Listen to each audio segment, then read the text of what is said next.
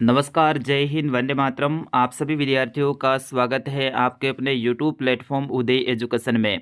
विद्यार्थियों, आज के इस वीडियो में लेके आया हूँ कक्षा 9वीं अर्धवार्षिक परीक्षा 2025-26 की दृष्टि से इम्पोर्टेंट आपके कंप्यूटर के पेपर यानी सूचना प्रौद्योगिकी जो पेपर आपके 29 जो नवंबर को होने जा रहा है उसकी दृष्टि से वेरी वेरी मोस्ट इम्पोर्टेंट ये प्रश्न पत्र रहेगा। विद्यार्थियों, इस वीडियो में से ज़्यादातर प्रश्न आपके एग्जाम में सीधे ही देखने को मिलने वाले हैं, तो इस वीडियो को अंत तक देखें, आपके मित्रों तक आगे से आगे शेयर जरूर कीजिएगा। मित्रों, आप सभी को मैं पहले तो धन्यवाद देना चाहूँगा क्योंकि आप सभी के सहयोग और सपोर्ट की वजह से आज हमारे चैनल पे 2 लाख सदस्य पूर्ण हुए हैं। चलिए बढ़ते हैं पहले प्रश्न की ओर। पहला प्रश्न है, पेट्रोल पंप पर तेल मापने के लिए प्रयुक्त कंप्यूटर कौन सा होता है? यानी पेट्रोल पंप पर जो तेल मापते हैं उसमें वो कंप्यूटर कौन सा होता है? तो वो कंप्यूटर होता है एनालॉग कंप्यूटर। कौन सा होता है विद्यार्थियों? Analogue computer. अगला है, माउस है एक इनपुट उपकरण, आउटपुट संग्रह उपकरण या फिर इनमें से कोई नहीं।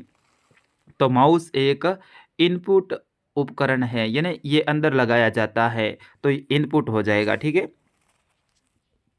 अगला है, एक छोटे क्षेत्र में बड़े नेटवर्क को क्या कहते हैं? एक छोटा क्षेत्र है उसमें जो बड़ा नेटवर्क होता है उसे क्या कहते हैं?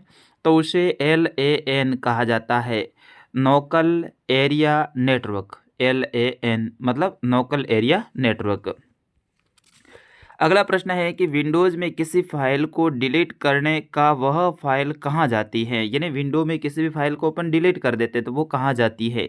रिसाइकल बिन में, डेस्कटॉप पर, माई कंप्यूटर में, उपयुक्त सभी। तो वो रिसाइकल बिन में चली जाती है और उसको अगर अपन चाहे तो 30 दिन तक कभी भी वापस भी ले सकते हैं। अगर डिलीट कर दिया है 30 दिन तक रिसाइकल बिन में रहेगी और उसको वापस भी ले सकते हैं।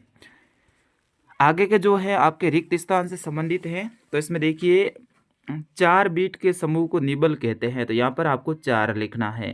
4 बीट के समूह को निबल कहते हैं। कीबोर्ड की सबसे लंबी कुंजी स्पेस बार है। कौन सी है? स्पेस बार बड़ी सी होती है नीचे माउस के आसपास में, तो वो होती है स्पेस बार। और सबसे तीव्र संचरण माध्यम का नाम ऑप्टिकल फाइबर है।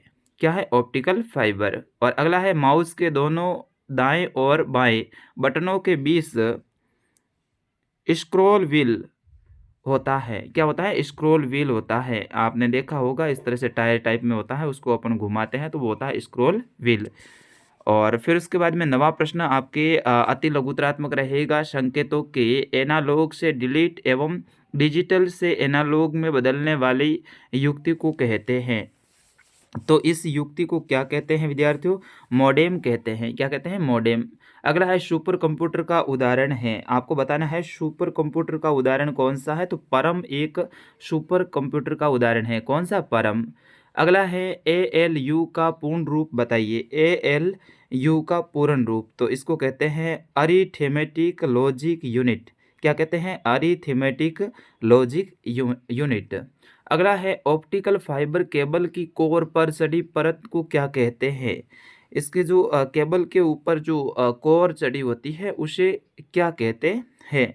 तो इसे कहते हैं क्लैडिंग कहा जाता है। क्या कहा जाता है? क्लैडिंग कहा जाता है। अगला है, डेस्कटॉप पर नया आइकन कैसे बनाया जाता है? आपको बताना है डेस्कटॉप पर नया आइकन है वो कैसे बनाया जाता है।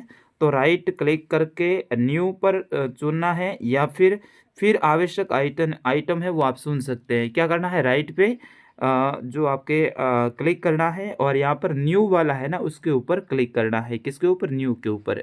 अगला है, वाईफाई का पूरा नाम क्या है? बहुत इंपॉर्टेंट है ये प्रश्न। वाईफाई का पूरा नाम है वायरलेस फिडेलिटी। क्या है? Wireless Fidelity. ठीक है। अगला है, विंडोज़ में किसी प्रोग्राम को किस प्रकार चालू किया जाता है? तो स्टार्ट मेन्यू से या फिर उसके आइकन पर डबल क्लिक करते हैं तो भी उसको चालू कर लेते हैं। स्टार्ट मेन्यू या फिर उसके आइकन पर डबल क्लिक करके। अगला है, MAN का पूर्ण रूप क्या है? MAN का पूर्ण रूप क्या है?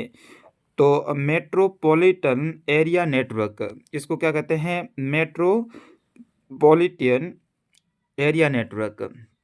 फिर उसके बाद में आगे के प्रश्न आपके बड़े रहेंगे। तो इसके अंतर्गत देखिए, ऑप्टिकल फाइबर केबल की संरचना का चित्र बनाना है। तारा टेपोलॉजी क्या है? तारा टेपोलॉजी क्या है? तो इसका भी आप लिखना है। यह एक नेटवर्क लेआउट है जिससे सभी डिवाइस जिसमें नोड्स एक केंद्रीय हब या फिर स्विच से जुड़े होते हैं, इसे कहते हैं तारा टेपोलॉजी। अगला है रीनेम क्रिया से आप क्या समझते हैं? रीनेम क्रिया, रीनेम का मतलब होता है आपके कोई भी फाइल है उसका नाम बदलना। रीनेम का मतलब होता है नाम बदलना। कोई भी फाइल है तो उसको नाम बदलने के लिए अपन क्या करेंगे? रीनेम के ऊपर क्लिक करेंगे। जैसे रीनेम के ऊपर अपन क्लिक करेंगे फिर उसका नाम बदलने का ऑप्शन आ जाएगा। अगला है विंडो को मिनिमाइज, मैक्सिमाइज और क्लोज करने को समझाइए। विंडो है उसको मिनिमाइज कैसे करते हैं? तो मिनिमाइज है विंडो को टास्क बार पर एक छोटा कर देता है। मिनिमाइज का मतलब है विंडो पर जो टास्क बार है उसको एकदम छोटा कर देता है, यानी उसकी साइज छोटी कर देता है। मैक्सिमाइज, मैक्सिमाइज में क्या होता है? विंडो को पूरी स्क्रीन पर फैला देता है। पूरी स्क्रीन होती है जो अपने कंप्यूटर की, उसके ऊपर क्या करता है? विंडो को पूरी स्क्रीन पर फैला देता है। और क्लोज, क्लोज का मतलब क्या होता है? विंडो या फिर प्रोग्राम को बंद कर देता है। क्लोज का मतलब होता है बंद करना। तो विंडो या फिर कोई भी प्रोग्राम है तो उसको क्या कर देता है? बंद कर देता है। तो वो क्लोज के द्वारा किया जाता है। अगला प्रश्न 21वां बहुत इंपॉर्टेंट है। GUI को समझाइए। GUI क्या है? और 22वां है कॉपी एवं पेस्ट क्रिया को समझाइए। किसी भी फाइल को कॉपी करना, उसकी प्रतिलिपि बनाना, उसको डुप्लीकेट करना, वो कॉपी कहलाता है। पेस्ट का मतलब है कोई भी फाइल को अन्य जगह पर जाकर संग्रहित करना या फिर अन्य जगह ले जाना पेस्ट कहलाता है। तो कॉपी और पेस्ट दोनों ही आप याद रखिएगा। आगे के प्रश्न आपके हैं कि बाइनरी संख्या प्रणाली को उदाहरण सहित समझाना, यानी बाइनरी संख्या प्रणाली क्या है उदाहरण सहित आपको बताना है। और 24वां है एनालॉग व डिजिटल संचार में अंतर बताना है, यानी एनालॉग क्या है और डिजिटल संचार क्या है, इसमें आपको अंतर बताना है। और अगला प्रश्न है आपके निबंधात्मक प्रश्न, ई लर्निंग किसे कहते हैं? ई लर्निंग के लाभ और हानियाँ लिखिए।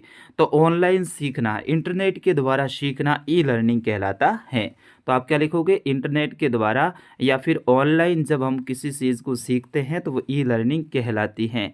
ई लर्निंग के लाभ क्या है? तो ई लर्निंग से किसी भी चीज़ को सीखने में आसानी रहती है, तुरंत अपन को सीखने के लिए वो चीज़ उपलब्ध हो जाती है। हानियाँ हैं, इसमें कुछ गलत चीज़ें भी अपन को सिखा दी जाती हैं, तो ये हानियाँ भी हो सकती है, तो इनके बारे में आपको विस्तार से लिखना है। तो विद्यार्थियों इस तरह से ये आपका पूरा पेपर है। शाम को 6 बजे एक और मैं पेपर लेकर आने वाला हूँ, उस पेपर को आप देखिए। दोनों पेपर को अगर देख लेते हैं तो कल आपके जो एग्ज़ाम है उसमें बेस्ट स्कोर आप करके आओगे, ये मैं वादा करता हूँ। तो फिलहाल इस आपके वीडियो में इतना ही, मिलते हैं अगले वीडियो में। तब तक आपके अपने सर उदय सर को दीजिए अनुमति। नमस्कार, जय हिंद।